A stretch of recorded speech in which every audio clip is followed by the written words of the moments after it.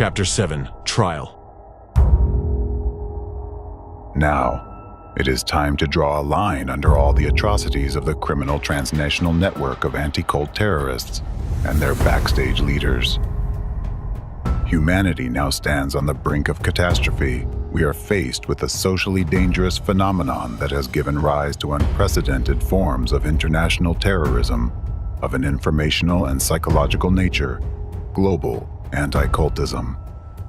This phenomenon undermines the foundations of our society, threatening the fundamental principles of democracy. Anti-cultism is, in essence, a new form of Nazism. Representatives of global anti-cultism have been behind numerous wars, terrorist attacks, and an attempt to bring the world to a new genocide. They have betrayed their people and their homeland. They have sold out and betrayed even their own children and their future. Billions of people have already suffered at their hands. If we wait any longer, if they are not stopped, eventually everyone will suffer. They have already changed the world, infiltrated your minds, and sought to use your own hands to destroy this world. Therefore, the main task now for all people is to prevent this and do everything to eradicate anti-cultism and its destructive methods from our society, and to defeat this evil once and for all. Only then will justice, goodness, and truth prevail, and only then will you be able to reclaim your freedom and peace. To make this possible, evil must first be exposed and brought to justice. Within the framework of global anti-cultism, numerous crimes, including particularly serious ones, are committed. According to the 8th review of the United Nations Global Counterterrorism Strategy, adopted by the UN General Assembly on June 22, 2023, the activities of members of anti-cult organizations and their accomplices fall under acts, methods, and practices of terrorism. These are not just crimes. These are acts of terror directed against all of humanity. In accordance with the Convention on the Prevention and Punishment of the Crime of Genocide, adopted by UN General Assembly Resolution 260, 3rd, on December 9, 1948, and ratified by 153 countries, the activities of members of anti-cult organizations and their accomplices are classified as genocide. According to the Rome Statute of the International Criminal Court, adopted on July 17, 1998, and participated in by 124 countries, the activities of members of anti-cult organizations and their accomplices are classified as genocide and crimes against humanity. Thus, considering the scale and degree of social danger posed by these crimes, all representatives of anti-cultism, and everyone who directly or indirectly, through their actions or criminal inaction, aided them in committing these crimes, must be held accountable for carrying out a series of terrorist acts, committing genocide and crimes against humanity and all of humankind. For all these grave crimes, there is no statute of limitations. Over the course of 30 years of criminal activity by anti-cultism, billions of innocent people have suffered, causing significant harm to their physical and mental health. And these aren't just numbers, these are lives that have been maimed or destroyed. The phenomenon of anti-cultism is unprecedented in its inhumanity. Today, law enforcement, judicial, and international legal bodies, as well as the media, have been infected by anti-cultism. Therefore, an entirely new approach is needed to eradicate this phenomenon and compensate for the damage it has caused. History remembers how in 1945, an unprecedented judicial body was established, the International Military Tribunal, which, as part of the Nuremberg trial process, convicted the crimes of the Nazis. Similarly, today, by the legitimate demand of the people themselves, a special international criminal tribunal must be established to investigate and prosecute all those involved in anti-cultism and its crimes against humanity. Global anti-cultism, as a new form of Nazism, is an unprecedented phenomenon and requires the establishment of a separate international criminal tribunal for its examination. In fact, just like nowadays, during the Nazi era, society did not fully grasp the scale of the crimes, and only judicial processes were able to reveal them. Similarly, it is now necessary to create a new tribunal that will address the crimes of anti-cultism and informational terrorism. Such a tribunal will uncover the truth about this phenomenon and show society the real number of victims. An investigation is currently underway intending to identify all individuals involved in the crimes of anti-cultism. Inevitably, the ideological inspirers, organizers, and key figures of global anti-cultism will be sentenced. Additionally, accomplices in anti-cultism crimes among representatives of government services, security forces, law enforcement, and judicial bodies will be held accountable. All those who exerted unlawful force on innocent people. Those who, using their official positions, participated in falsifying evidence of guilt, fabricating criminal cases, and committing unlawful acts of violence, as well as those who acted under the necessity to follow orders from higher authorities, fully aware that such actions were illegal. All of these individuals knowingly violated the law and the oath they took to serve their people, thereby carrying out actions against democracy itself. The International Criminal Tribunal will hold all individuals, regardless of their status, social standing, or importance of their positions in governments, accountable for complicity in terrorist activities, actions on the enemy's side aimed at undermining the constitutional order and the foundations of democracy, and aiding crimes against humanity directly or indirectly. The court will be precise, just, and uncompromising. The decisions of the International Criminal Tribunal cannot be appealed, reviewed, or overturned by any other judicial body. Initially, criminal cases can be initiated in individual countries affected by the anti-cultist informational terrorist acts. In accordance with the existing legislation, individuals suspected of committing acts that threaten state security, including treason and terrorism, shall be held accountable under the law and may be subject to trial in a manner that ensures respect for the principles of justice. Subsequently, it is proposed that all cases be consolidated within a single international judicial process. The tribunal will consider charges against representatives of global anti-cultism for terrorism, genocide, and crimes against humanity. The case should be conducted with maximum public disclosure so the public can stay informed of the proceedings. The process must be as transparent as possible and under the observation and control of society. In addition to determining the punishment for all those involved in global anti-cultism and its criminal activities, the Special International Criminal Tribunal will also establish a mechanism for compensating all individuals who have directly or indirectly suffered from anti-cultism over the past 30 years. Compensations will include financial, medical, and psychological assistance. It will be funded by the countries and organizations that supported and financed anti-cult organizations. Every person who has suffered from terrorist acts conducted by anti-cult groups, anyone who has incurred material, financial, psychological damage, or health impairment directly or indirectly through informational terrorist acts, will have the right to claim monetary compensation from the countries that aided the terrorists.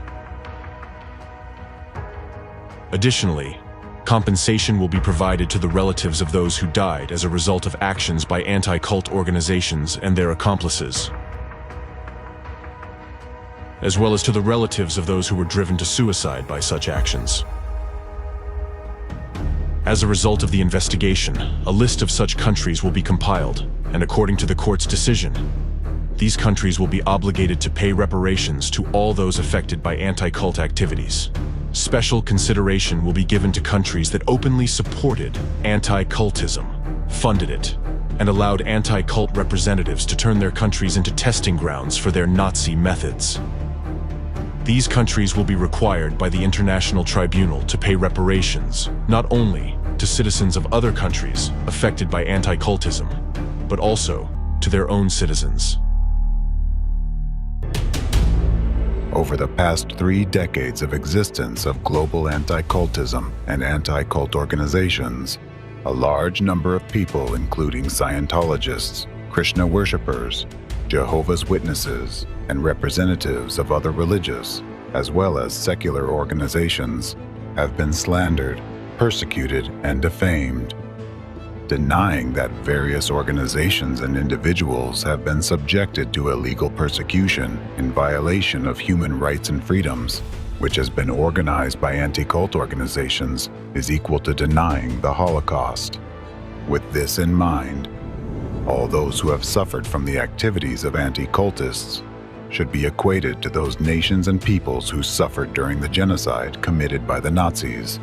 As soon as anti-cultism is defeated, they should also be entitled to reparations from the nations that supported the development of anti-cultism in their countries. In addition, the use of discriminatory terminology that has been artificially introduced by representatives of anti-cult organizations should be severely restricted. The use of the terms cult, sect, destructive cult, totalitarian sect, and their modifications in relation to religious or secular organizations should be regarded as support and propaganda of Nazism. Whoever stigmatizes anyone with these terms in equal measure declares his or her support for Nazi methods. Such actions must be punished in the same way as promotion of Nazi ideology. Modern anti-cultism embodies a new, even more insidious and brutal form of Nazism. The evidence previously presented shows that anti-cultists have engaged in deliberate actions aimed at the systematic destruction of humanity. Given the current situation, where the most horrific terrorist acts of the 21st century are being carried out by media representatives, it is time to hold all those involved accountable for their years of destructive and subversive activities. All direct or indirect accomplices of anti-cultism deserve to be on the bench of the accused alongside those they worked for and whose orders they followed. Whether consciously or not, they were part of a unified plan to carry out a series of terrorist acts, commit genocide on an unprecedented scale, and establish a single global totalitarian regime. Additionally, the court will remain steadfast in its decisions if some individuals who publicly supported anti-cultists attempt to prove their innocence by arguing that they were manipulated and deceitfully involved in international criminal activities. It must be understood that in this case, accomplices of anti-cultism are as guilty as the accomplices of Nazism, who closed the doors of gas chambers in concentration camps and then released the gas. Any attempts by these individuals to gain recognition of their innocence are equivalent to declaring the accomplices of Nazism innocent. Those who, acting voluntarily or even under duress, opened the gas and murdered thousands of innocent people in gas chambers. Before the law, accomplices and sympathizers of anti-cultists are just as guilty as the journalists who committed informational terrorist acts, causing immense harm to humanity, their own countries, and their citizens. By doing so, they contributed to the destruction of freedom and democracy worldwide, thereby destroying our beautiful world and leading it into the abyss of tyranny and despotism. Therefore, all individuals involved in the case of anti-cultism, including all accomplices, must be held accountable under charges of participating in terrorist activities, committing terrorist acts, genocide, and crimes against humanity. The crimes of anti-cultism are unprecedented, excluding any possibility of leniency towards any of the participants. Additionally, as a necessary step before the commencement of judicial proceedings, measures must be taken to inform and notify the public about the trial. People need to be warned and made aware of the charges against each accused and the severity of their crimes. It is necessary for people to have a correct perception of the actions of the court and the bodies enforcing the court decision as being lawful and aimed at protecting humankind from a new form of Nazism. Therefore, people must be informed about the nature and scale of the entire criminal activity of the anti-cultists, which is directed against all of humanity, as well as the severity of the crimes committed under global anti-cultism. In this regard, the investigation results presented by Dr. Egon Shalakian are particularly valuable. This is the starting point that laid the foundation for the events unfolding now in the legal field. It made it possible to identify and defeat the hidden enemy that had been undermining the foundations of freedom and democracy for an unacceptably long time while remaining unnoticed, and henceforth, to ensure that this never happens again, preventive measures are necessary. Therefore, now more than ever, there is a need to create, at the lawful request of the people, a unified organization, SHIELD, with international status and special powers to stand guard over human rights. The goal of this global organization will be to protect freedom and democracy by any legal means available, anywhere in the world. We defeated Nazism, and we are close to victory over anti-cultism, but we do not know what we may face tomorrow. As humanity, we must be confident that no new, more insidious and invisible form of this evil will emerge in the future, and we must ensure that this phenomenon is permanently barred from our world. This international organization should serve as the instrument to act as the shield of freedom and democracy against all possible threats, ensuring that no activities aimed at undermining a stable and secure world are allowed. The SHIELD organization will have all the authority to stop any attacks on freedom and human rights. It will ensure that the law and judicial system work for the people, not against them. Once, right after the defeat of Nazism, we missed our chance. Even then, knowing and understanding how, at the instigation of the anti-cultists of that time, the Nazis operated on a psychological level, how they implanted destructive images, and how they manipulated people's minds. At that time, alongside the United Nations, there should have been an organization aimed at protecting people from the most dangerous hidden psychological manipulation techniques which the Nazis learned from the anti-cultists. These techniques were the tools that allowed Nazism to emerge and were the cause of the most heinous crimes committed by the Nazis. At that time, we, as humanity, did not fully comprehend the danger we faced and missed the chance to protect our freedom and democracy, which are the foundations of a safe and peaceful society. But in the future, we must not make the same mistake again, and we are obligated to protect the future of all the generations that follow us. After everything you have heard, you now understand why I have returned. I believe the spirit of freedom still lives in my beloved country and its children's hearts. I believe in America. I believe in you, Americans, and I believe in people. I know that we are the humanity that defeated Nazism, and we are the humanity that will defeat anti-cultism.